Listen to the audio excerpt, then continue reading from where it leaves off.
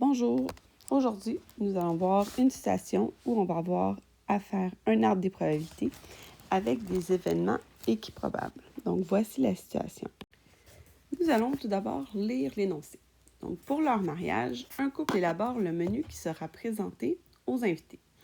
Donc en entrée, on aura le choix entre une salade ou un potage. En repas, on va pouvoir prendre bœuf, poulet ou l'option végétarienne. En dessert, on pourra prendre de la tarte ou du gâteau. Et on nous demande, quelle est la probabilité qu'un invité choisisse une salade en entrée et un gâteau pour dessert? Donc là, ici, ce qui est important, c'est qu'on ne précise pas qu'on a un nombre restreint de salades, de potages, de bœuf, de poulet, ainsi de suite. C'est pour ça qu'on dit qu'ici, les événements sont équiprobables. Donc, tous les invités ont autant de chances de choisir la salade que le potage. Et même chose pour les repas, autant de chances de choisir le bœuf que le poulet, que le choix végétarien. Donc, ici, on va commencer par se demander, il y a combien de combinaisons possibles? Donc, on voit qu'on a 3 étapes, entrée, repas et dessert. Pour l'entrée, on a 2 choix. Pour le repas, on a 3 choix. Et pour le dessert, on a 2 choix. Donc, si on cherche le nombre de combinaisons possibles, on a 2 choix d'entrée fois 3 choix de repas fois 2 choix de dessert, qui va nous donner 2 fois 3 fois 2, 12 combinaisons possibles. Passons maintenant à la construction de l'arbre. Donc, comme on a dit, on a 3 étapes. Donc, on va venir mettre 3 lignes ici. Étape 1, étape 2, étape 3. La première étape étant l'entrée. La deuxième étape, le repas. Et la troisième étape, le dessert. Donc, pour l'entrée, je vais avoir 2 choix. Donc, soit je prends la salade, soit je prends le potage. Maintenant, j'arrive au repas. Si j'ai pris la salade, j'ai 3 choix de repas. Donc, je peux prendre le bœuf, le poulet. Comme j'ai mis P pour potage, je vais mettre PO pour poulet. Et le repas végétarien. Si je choisis plutôt le potage, je peux aussi prendre le bœuf, le poulet ou l'option végétarienne. Et on arrive au dessert. Donc, peu importe le choix de repas et d'entrée que j'ai pris, en dessert, je peux prendre la tarte ou le gâteau. Comme on peut voir ici, tarte ou gâteau. On continue. Tarte ou gâteau. Oups.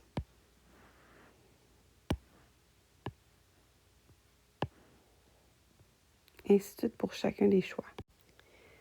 Maintenant que mon arbre des probabilités est fait, donc on peut venir ici faire oméga qui se trouve à être mes combinaisons possibles.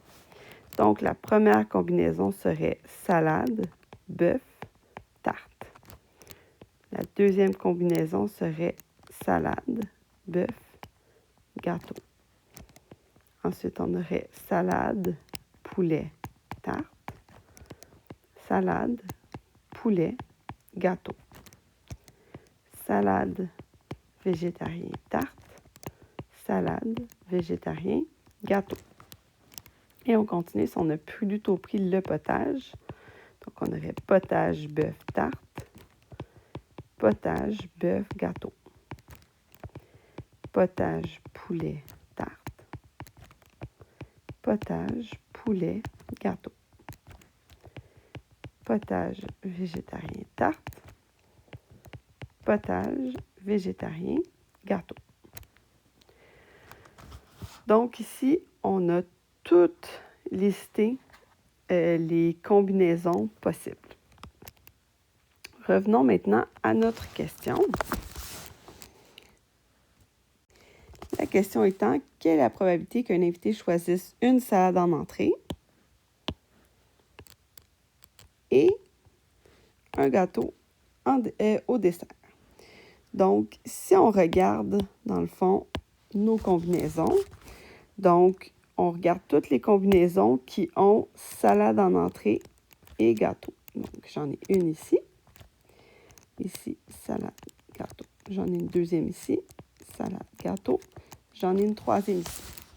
Comme mes événements sont équiprobables, bien ici, en tenant compte de ça, j'ai 3 branches sur 12 qui me donnent ma probabilité d'avoir salade et gâteau.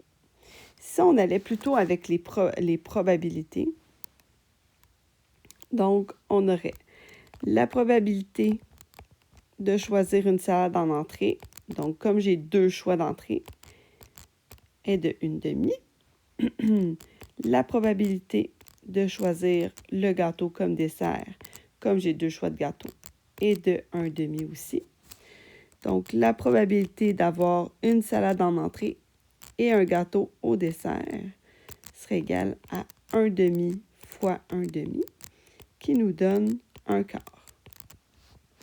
Et si on regarde ici, donc avec le développement des combinaisons, on a obtenu la probabilité d'avoir dans nos événements salade et gâteau est égale à 3 sur 12, qui réduit nous donne 1/4.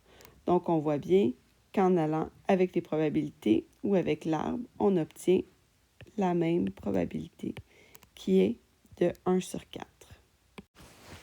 Donc, ce qui est à retenir, pour créer l'arbre des probabilités, on doit identifier le nombre d'étapes qui composent notre événement.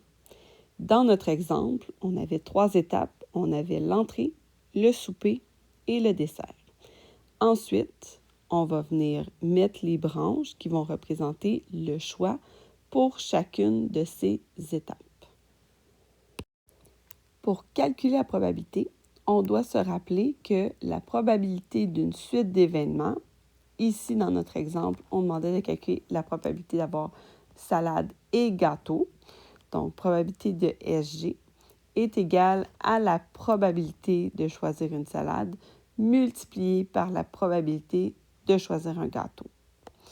Si on va plutôt dans l'arbre des probabilités, alors là, on va sélectionner les branches qui sont favorables. Dans ce cas-ci, comme elles sont équiprobables, on va venir additionner. Donc, on va avoir 3 branches sur un total de 12 qui sont favorables. Donc, j'espère que cette vidéo t'aidera à faire tes arbres des probabilités lorsque les événements sont équiprobables.